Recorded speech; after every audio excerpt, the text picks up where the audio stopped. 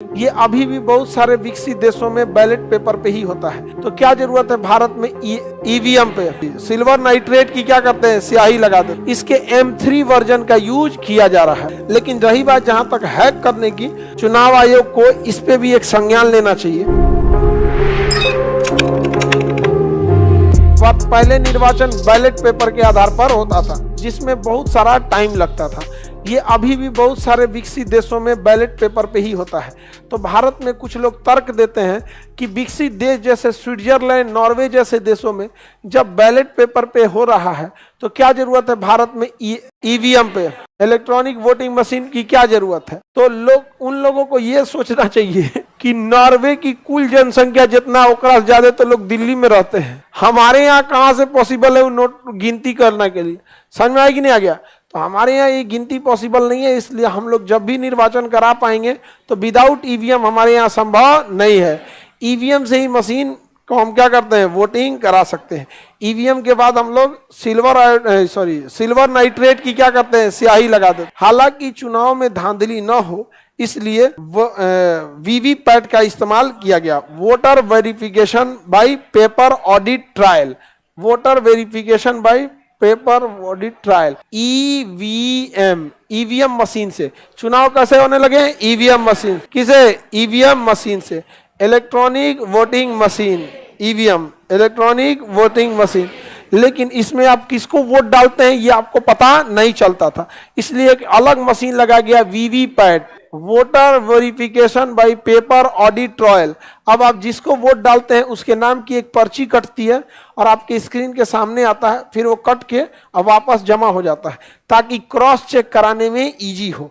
Electronic फटाक से गिनती कर देता है और हार्ड कॉपी जो है उसको गिनती में टाइम लगता है। लेकिन अगर कभी धांधली हुआ, पता चला कि पटना के किसी बूथ पे 4000 वोटिंग है और जबकि कह रहा है कि नहीं 2000 वोट है, तो कहेंगे ना कि एक काम कीजिए, वीवीपैट मशीनवा में जितना पर्ची गिरा है उसको निकालिए और दोबारा क्या कीजिए, काउंट कीजिए, दोबारा क्या कीजिए, काउंट कीजिए।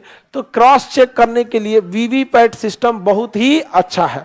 वीवीपैट सिस्टम क्या है, अच्छा है।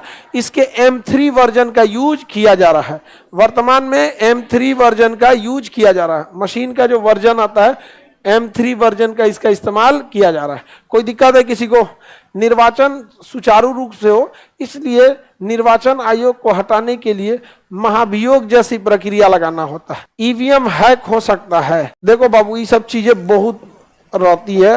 सब चुनाव में जानते हैं, चुनाव आयोग को इस पे भी एक संज्ञान लेना चाहिए कि जो बात बात पे आरोप लगाते हैं ईवीएम हैक होगा, तो एक जुर्माना की राशि रख दे कि आप जिनको लगता है कि इस बूथ पर गड़बड़ी हुई है, आप उतना उस बूथ पर क्या कीजिए, जमा रखिए, पैसा सिक्योरिटी मनी के रूप में क्या करिए, जमा करिए और आपका दोबारा मिला लिया जाएगा कि ईवीएम में कितना वोट है और वीवीपैट में कितना है। क्योंकि आप जितना वोट डालते हैं उसका एक इलेक्ट्रॉनिक सेव हो जाता है और उसकी एक रसीद भी कट जाती है, तो रसीदवा मिला लीजिए।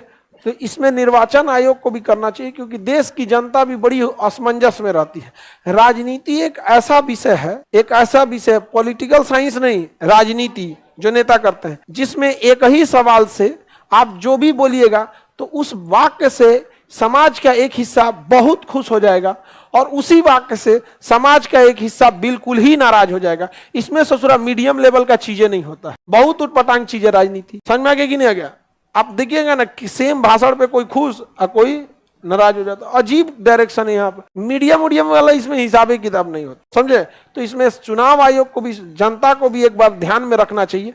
नहीं तो कुछ ऐसे कठोर नियम बनाए कि जिसपे कह दे कि नहीं, जिनको लगता है कि इसके जांच होना चाहिए वो जांच कराएं, लेकिन अगली एक साल तक चुनाव के लिए रोक लगा दीजिए। नहीं तो हर कोई आएगा पैसा जमा करते करते दोबारा जांच कराते रहेगा, नहीं समझे। उस पर कुछ ऐसा एक्शन लेना चाहिए कि दोबारा जांच भी हो जाए और दोबारा जांच करना मिसयूज होने से भी बचा जा सके, या फिर कोर्ट को इंटरफेयर करा दिया जाए इसमें। जिससे क्या है ना कि चुनाव आयोग की दो जिम्मेदारियां हैं, एक निष्पक्ष चुनाव कराना, दूसरा लोकतंत्र पर जनता के विश्वास को भी बनाए रखना।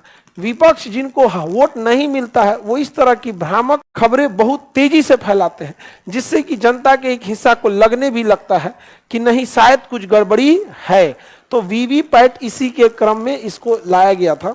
ताकि उससे क्रॉस चेक किया जा सके। समझ में आ रहा है कि नहीं? हाँ, ये अलग है कि इलेक्ट्रॉनिक कोई चीज है उसमें गड़बड़ी की संभावना होती है, लेकिन रही बात जहां तक हैक करने की, तो ये हैकिंग सिस्टम जो है ये नेटवर्क से बाहर रहता है, तो हैक कैसे कीजिएगा? इसमें इंटरनेट की सप्लाई नहीं होती है, इसमें फ्लॉपी चीज, इसमें जो मेमोरी यूनिट रहती है कहीं से नेट से जुड़ा नहीं रहता। और अगर हैकिंग होता भी है तो जो हार रहा है वो भी करा लो, नहीं समझे? जैसे हम कह रहे हैं बाजार में सेब बिक रहा है तो तुम भी खरीद लो, नहीं समझे? जब हैकिंग हो रहा है तुम भी हैक कर लो होता है इस सब चीज में। लेकिन एक निर्वाचन आयोग का ये कर्तव्य बनता है कि जनता के बीच में ये ईवीएम जो निर्वाचन आयोग का है उसके विश्वास को और बढ़ाने के लिए कदम उठाए। हालांकि वीवीपैट इसी के लिए था।